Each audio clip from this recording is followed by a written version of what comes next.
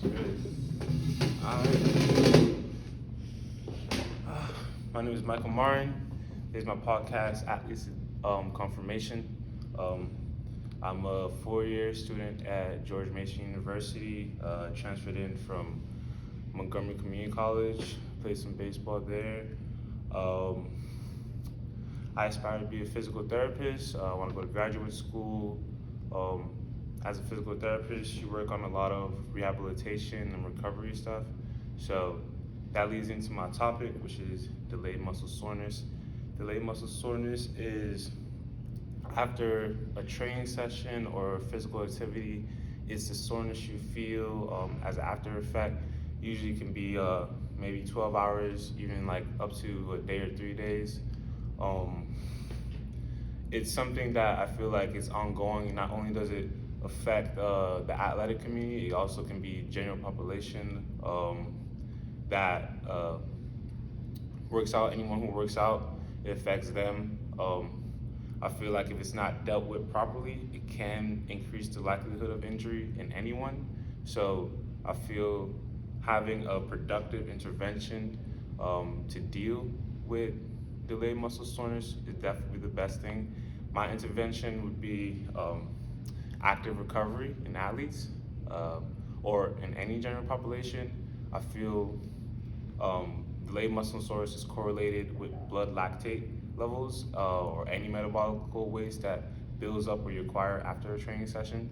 So active recovery, what it does is low impact or low intensity exercise that flushes out the metabolic waste after you work out.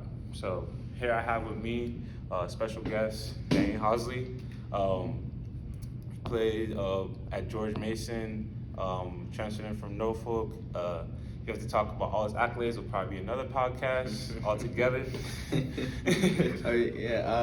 mean, that's a pretty good intro right there. Just to give a little background on myself, I'm in my first year of a grad program at Mason as an athletic training student right now. So, I love the exercise field, the human body, learning things about it. I think he's got a great topic in DOMS. It's super prevalent, like he said, in the general population as well as the athletic population. I know he was an athlete. I'm sure he dealt with plenty of DOMS and still probably does as he works out and all that. And I was an athlete. I played baseball here at Mason and at Norfolk State. And it definitely can be an issue for athletes. One, our recovery time. Two, how we feel the next day can impact your performance going into the week, into a game. So I think introducing active recovery as like an alternative method to delaying either the DOMS or reducing just the symptoms in general, I think is a great topic to go off of. So yeah. Yeah, I mean, so as in the athletic training program, do you guys deal with recovery at all? Actually, we haven't gotten to the recovery process. We're more in the rehabilitation and evaluation portion of it, but it's something I'm really passionate about is the recovery process. I mean, even after I finished my athletic career, I still try and work out consistently 5 to 6 times a week. So at this point, my body is typically adapted to the stresses I put on it. But whenever I introduce something new into my, exercise regimen, maybe sprints, a heavier load, we begin to see that progressive overload period where you start loading up more and more and more. The day after you start feeling that DOMS, which is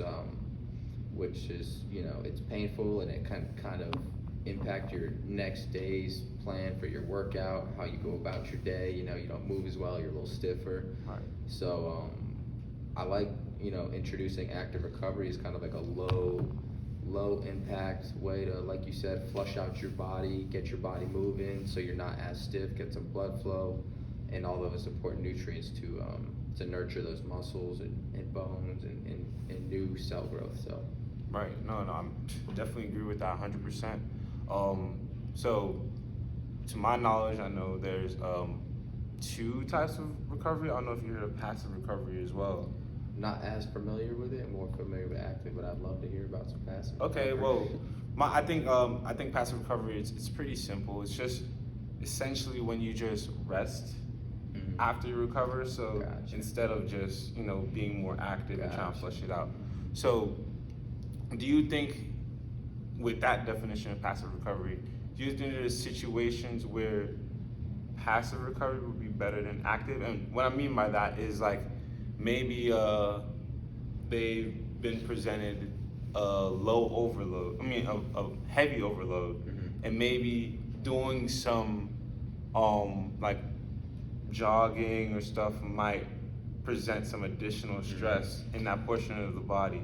Do you think maybe, like, especially like since you've been a baseball player, you know, in high levels, do you think like sometimes whatever trainer has worked with you, they've been like, hey, maybe after this workout, just taking it easy might be best? Or do you think it'll always be, hey, active recovery will be the best for this?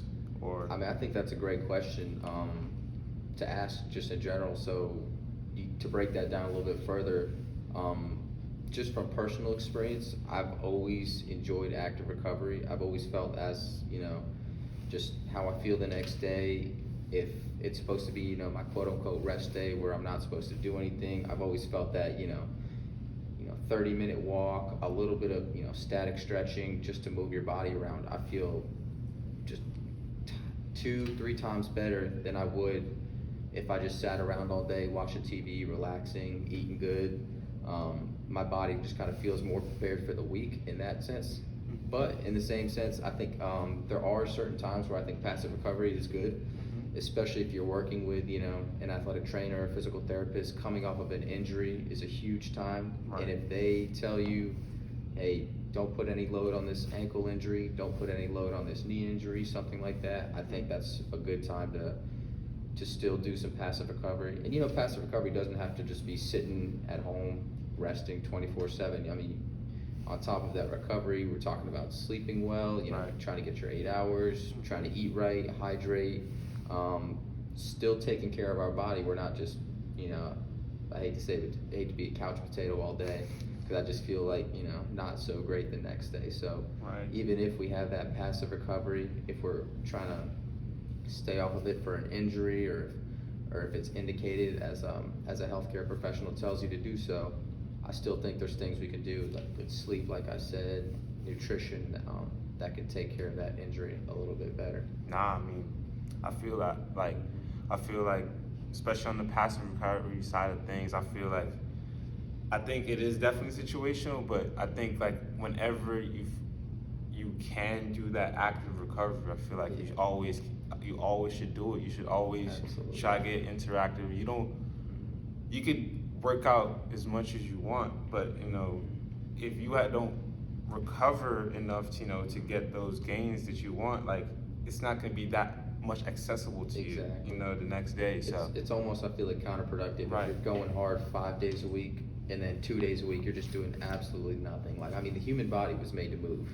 Exactly. You know, it wasn't made to sit around all day. I mean, you know, I don't want to get too deep into it, but you know, our ancestors were hunter-gatherers and moving around constantly. So I mean, our body was definitely not made to sit down all day. Don't get me wrong, I enjoy watching some TV. But, you know, I like moving around too. So So also, on the topic, going back to the topic, delayed muscle soreness, I feel, especially me working in clinics and stuff like that, among physical therapists, I believe that delayed muscle soreness, when your muscles are sore, I feel like another major thing that impacts your likelihood of injury is it kind of messes with your mechanics. Like if let's say your hamstrings are sore, like the muscles around it, I feel like they try to overcome, like your hip or your calves or whatever, they try to overcompensate for that delayed muscle soreness. So I'd say, like, do you think, like, maybe also making sure you do active recovery to all the other muscles in your body, like making sure that they're also being worked as well as the muscles that I feel like just not focusing on that one part when you do the active recovery. I feel like also focusing on all the other parts of your body, like, I feel like that would also decrease the likelihood of injury. How do you feel about that? Absolutely. I mean, going off that first thing you said, I 100% agree that, you know, that stiffness can cause compensation and changes in our arthrokinematics, changes in our bone kinematics to where we're compensated. So if you're sore on your knee, you're gonna lean more on your left knee instead of your right knee, and now we've got all this strain going through our left side of our body, and we could, you know, present an issue through the ankle, the knee, the hip, the back, somewhere on that left side, just because we're sore on this and we want to stay off of it. So I think that's a huge component.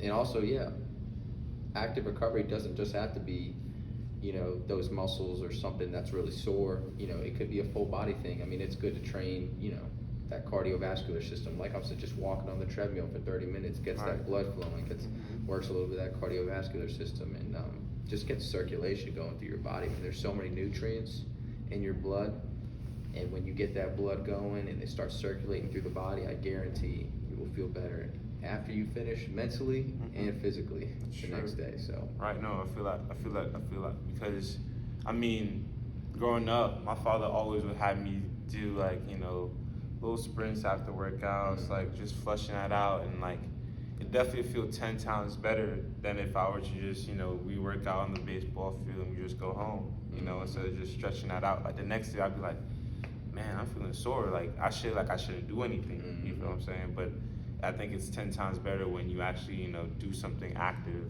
and then the next day you're like, whoa, I did all of this. Like, exactly. You feel me? So, another portion to active recovery. Lost my train of thought. But okay, no, this is what I was gonna say. So, let's go into you, like your aspirations to be an athletic trainer after it's all said and done.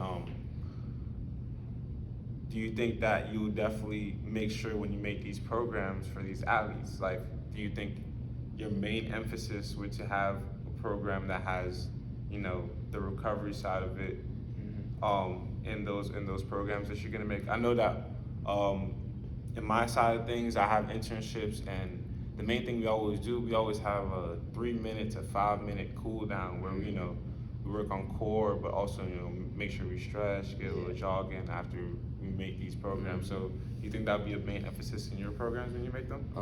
I think so. I mean, well, I have to kind of take a step back and realize, you know, athletic training, it encompasses, you know, this entire evaluation process. So from an injury perspective, and then the rehab process. So we take them from that initial injury, we treat them immediately, and then we've got post-care for about, you know, depending on the injury, however long it is, and then it kind of gets into this gray area where we are working kind of side by side. You know, this would be at the college level, side by side with the strength and conditioning coordinator, and just ourselves. Once we get into a phase where we're starting to return back to sports, so we're getting more into plyometrics, you know, strength training, so that becomes a huge aspect right there, just getting them back to sport. And then once they finally return back to sport, there's definitely coordination between the athletic training staff and the strength and conditioning coaches, where we're talking about this stuff. We're talking about the stretching. We're talking about, hey, you know, I've seen this on this kid where it looks like he lacks certain mobility in certain ranges. You know, bring him into the rehab, and we'll try to, you know, up that mobility to get him, you know, honestly, at the end of the day, to prevent him from coming to see us later. So it's almost trying to get a prehab instead of we're rehabbing him after an injury. So, but I mean, going on top of that, I really do think active recovery would be something I preach in practice, because at the end of the day, I mean, I don't want to see these athletes, because I'd rather see them on the field than in the clinic with us working on their injuries. I'd rather see them playing and succeeding on the field. So that's my goal at the end of the day, is to keep them out of the training room so that they can be on the field. So yeah, I feel like I think that's so true. I feel like I was saying this the other day. I feel like definitely like trainers, like I feel like they're the best of us, because like you're saying, their job is to keep you on the field. Like I feel like as a physical therapist, you know, you work with a patient and you're not giving them the active recovery exercise they should work on even after, you know, discharge them. Like I feel like you're not doing your job. Like I feel like you should make sure you give them the resources that they need even after you work with them, to make sure that you don't see them again. Like you don't want to see them again for the same injury. You know, like maybe you want to probably see maybe on some probability, but not because you didn't give them the information. So Exactly. I definitely agree with that, man. You want to give them all the information they can, so. For I'll let sure. them know.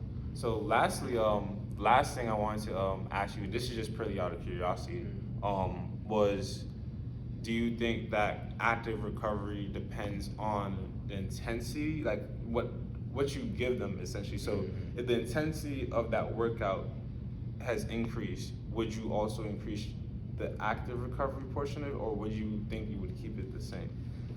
I honestly, I've always been a big proponent of really listening to your body, and it's a tough concept to kind of grasp. But if you tell a high school kid or a middle school kid, hey, listen to your body, they're little to none of them probably know what that means. I mean, yeah, you could tell yourself, yeah, I feel a little bit sore, but you know, at the older you get, the further you get into athletics, the more you realize, you know, how your body works and, you know, what things work for it, what things don't. And so with some of our older and kind of higher level athletes that we're able to work with, they can tell you right off the bat, like, you know, I feel like maybe I've got 75% in the tank. I'll give you all my 75%. That's totally fine. I would work around that 75% and do what I think is the most important things towards whatever our goal is for that day. Right.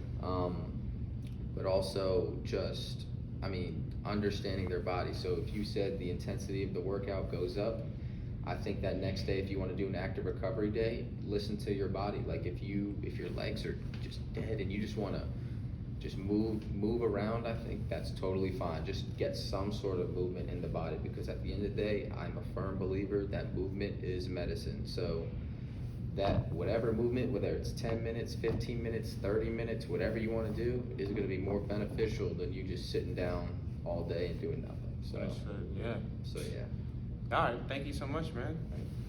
Great That was talking. great.